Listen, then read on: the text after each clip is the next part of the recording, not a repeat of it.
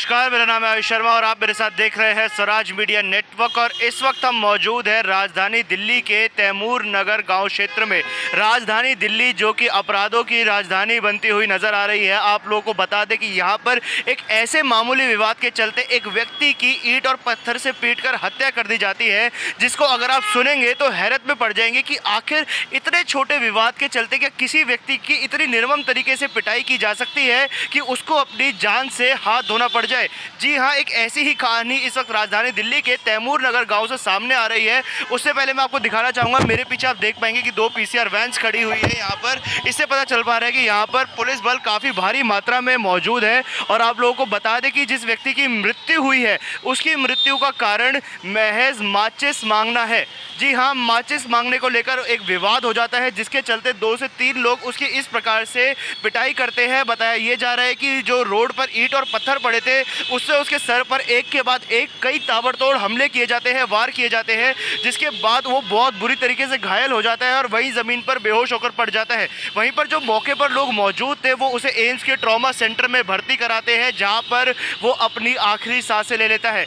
जी हाँ, आप लोगों को बता दें कि बहुत ही दिल दहला देने वाली ये वारदात है, एक हृदय विदारक घटना है। क्योंकि जब उस व्यक्ति की पिटाई की जा रही थी तो यहाँ पर जितने भी लोग मौजूद थे, जो भीड़ थी, वो मूक दर्शक बनकर देखती रही। आखिर हम किस ओर बढ़ते जा रहे हैं, हमारा समाज किस ओर जाता जा रहा है कि एक इतनी मामूली घटना के पीछे इतना बड़ा विवाद हो जाता है। इतनी बुरी तरीके से एक व्यक्ति की सड़क पर पिटाई की जा रही थी, बेतहाशा उसे ईंट और पत्थर से पीटा जा रहा था, तो फिर भी जो वहाँ पर लोग मौजूद थे, इतने सारे लोग वहाँ पर खड़े हुए थे, वो केवल देख रहे थे, वीडियो बना रहे थे, किसी ने भी उसे बचाने की कोशिश नहीं की। इसके अलावा जो बड़ा एंगल सामने आ रहा है वो ये कि जब हमने गाँव के लोगों से बात करने की कोशिश की तो उन्होंने बताया कि आए दिन यहाँ पर ऐसे मारपीट की वारदातें होती रहती हैं। हालांकि ये घटना पहली बार है कि इस तरीके से किसी व्यक्ति को पीट पीट कर मौत के घाट उतार दिया हो। ऐसे 2 से 3 साल पहले भी एक घटना हुई थी और उसमें भी कुछ वैसे ही लोग सम्मिलित थे, जैसा कि गांव के लोगों ने बताया। हालांकि पुलिस प्रशासन द्वारा अभी इस चीज़ की पुष्टि नहीं की गई है, परंतु बहुत ही गंभीर आरोप गाँव के लोगों द्वारा यहाँ पर लग रहा है। आपको बता दें कि जिन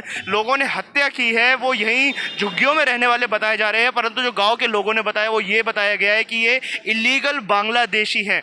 जी हाँ, बहुत ही गंभीर आरोप ये लग रहा है, या इनको बताया जा रहा है कि ये बांग्लादेश के निवासी है जो गैर कानूनी तरीके से भारत में रह रहे हैं। बहुत गंभीर आरोप यहाँ पर लग रहा है। और इसके अलावा जो बड़ा आरोप लग रहा है वो ये है कि ये जो लोग थे जो यहाँ पर रहते थे, जिन्होंने ये हत्या की है, इनका ड्रग्स का कारोबार है। बहुत ही बड़े पैमाने पर ड्रग्स का कारोबार इस क्षेत्र में चलाया जा रहा है। बहुत ही गंभीर आरोप है ये जो गाँव वाले लगा रहे हैं। और इसके अलावा उन्होंने ये भी बताया कि इन सारी चीज़ों के बारे में जो प्रशासन के लोग हैं उनको खबर है, फिर भी कोई कार्रवाई यहाँ पर नहीं की जाती। हालांकि ऐसे बड़े बयान गाँव वालों ने जब दिए तो वो कैमरा पर बोलने के लिए तैयार नहीं थे, क्योंकि जाहिर सी बात है कि एक आम इंसान के मन में डर होता है इस चीज़ को लेकर, वो खुलकर नहीं बोल पाते, क्योंकि सबको अपनी जान का खतरा बना होता है। क्योंकि जैसे ही उन लोगों ने देखा कि इस प्रकार से किसी व्यक्ति की अगर हत्या की गई तो उन लोगों भी कहीं ना कहीं इस चीज़ का भय था, क्योंकि दहशत तो है ही इस पूरे क्षेत्र में ऐसे लोगों की वजह से जो असामाजिक तत्व हैं जिनके चलते इस प्रकार से माहौल बना हुआ है। तो लोगों में भी कहीं ना कहीं इस चीज़ का डर है कि कल को उनके साथ या उनके बच्चों के साथ कोई इस प्रकार से वारदात ना कर दी जाए। तो इसीलिए ऑन द कैमरा कोई नहीं बोल रहा, परंतु ऑफ द कैमरा जो लोगों ने आरोप लगाए हैं वो बहुत ही संगीन है, बहुत ही सनसनीखेज आरोप है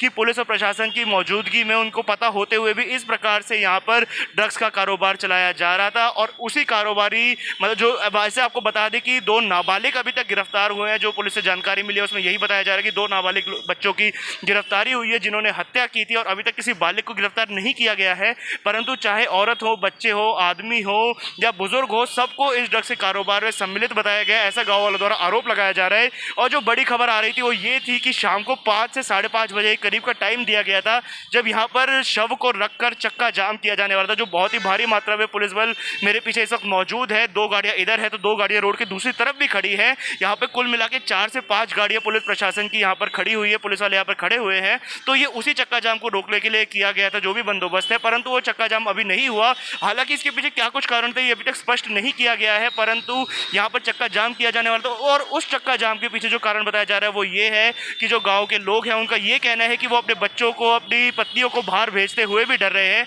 ऐसे ही असामाजिक तत्वों के लोगों की वजह से। और पुलिस प्रशासन की मौजूदगी में ऐसे अगर काम हो रहे हैं तो बहुत ही सनसनीखेज आरोप है ये।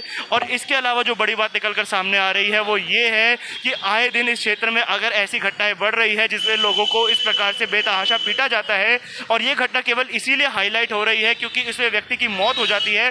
और आपको बता दें कि शव की स्थिति इतनी बुरी थी कि वो दिखाने लायक भी नहीं है।